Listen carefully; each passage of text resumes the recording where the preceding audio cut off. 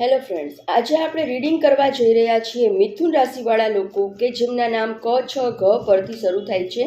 તેમની family life, love life એપ્રિલના first વીકમાં કેવી રહેવાની છે, તેમની હેલ્થ કેવી રહેવાની છે, ફાઇનાન્શિયલ લાઈફ તેમની કેવી રહેવાની છે.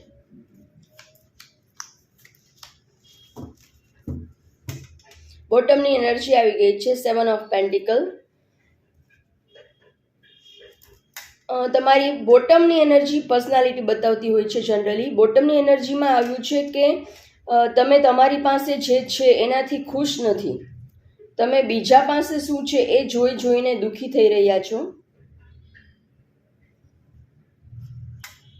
તો ફોકસ તમે તમારી પાસે જે છે એ વસ્તુઓ ઉપર કરો. ઓકે, ફેમિલી લાઈફમાં એવું દેખાઈ રહ્યું છે કે અચાનક તમારા પર કામનો બોજો આવી શકે છે. ઘણા બધા કામ એકસાથે તમારા પર આવી શકે છે અને તમને હેલ્થ ઇસ્યુ થઈ શકે છે. અચાનક આટલા બધા કામ આવી જવાથી તમે થોડાક સ્ટક એનર્જી ફીલ કરી રહ્યા છો. ક્યાંક અટવાઈ ગયા છો કે હું આ બધું એકસાથે હું કઈ રીતે મેનેજ કરું, એ ટાઈપની એનર્જી દેખાઈ રહી છે. તો તમને કાં તો કોઈની ગાઈડલાઇનની જરૂર છે. તમારી પર્સનાલિટી એવી છે કે તમારી પાસે બધા જ તાળાની ચાવી છે. મતલબ કે તમે કોઈ પણ પ્રોબ્લેમને ઇઝીલી હેન્ડલ કરી શકો એ ટાઈપની તમારી પર્સનાલિટી છે. એનર્જી તમારી એવી આવી છે. પણ તમે એક સાથે કામનો ઢગલો તમારા પર થવાથી તમે સ્ટક થઈ ગયા છો કે હું શું કરું અને શું ન કરું, એ ટાઈપની એનર્જીમાં તમે નેક્સ્ટ વીકમાં દેખાઈ રહ્યા છો. હેલ્થમાં એવું દેખાઈ રહ્યું છે કે તમે અમુક વસ્તુને ઇગ્નોર કરો છો. તમારા જે હેલ્થ ઇસ્યુ છે એને તમે ઇગ્નોર કરતા દેખાઈ રહ્યા છો કે નાનું મોટું તો ચાલ્યા કરે, હું હેન્ડલ કરી લઈશ, એ ટાઈપની તમારી એનર્જી દેખાઈ રહી છે. તો તમારે ઇગ્નોરન્સમાં નથી રહેવાનું. નાની મોટી પરેશાની પણ ક્યારે મોટું સ્વરૂપ લઈ લે છે એ ખબર નથી પડતી. તો તમારે એના ઉપર ફોકસ કરી અને એને હીલ કરવાની છે.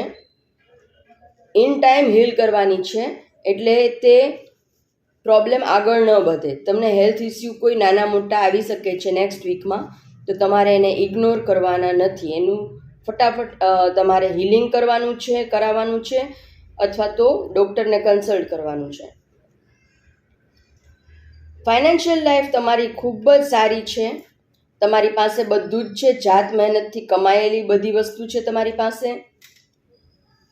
કોઈ બિઝનેસ કરે છે તો બિઝનેસ પાર્ટનર પણ તમારી જેમ જ બિઝનેસ ઉપર ખૂબ જ સરસ રીતે ફોકસ આપી રહ્યા છે. ફોકસથી બંને સાથે મળીને તમારા બિઝનેસને ગ્રો કરી રહ્યા છો.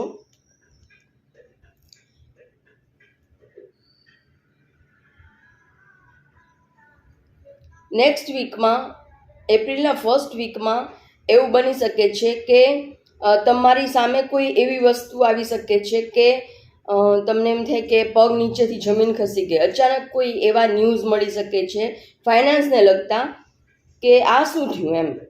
પણ નાનો મોટો લોસ દેખાઈ રહ્યો છે, પણ તમે કવર અપ કરી લેશો. આ લોસનું કાર્ડ છે.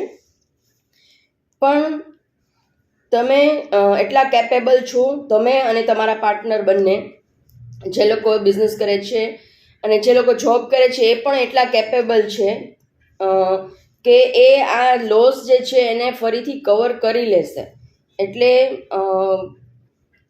ચિંતા કરવાની જરૂર નથી. તમારો લોસ પણ જો નાનો મોટો થશે તો એ કવર થઈ જશે, તો ચિંતા કરવાની જરૂર નથી. આ જનરલ કલેક્ટિવ રીડિંગ છે. બધાને રેઝોનેટ ના પણ થાય. પર્સનલ રીડિંગ બુક કરાવવા માટે સ્ક્રીન પર આપેલા મોબાઈલ નંબર પર મને મેસેજ કરો. Thank you so much.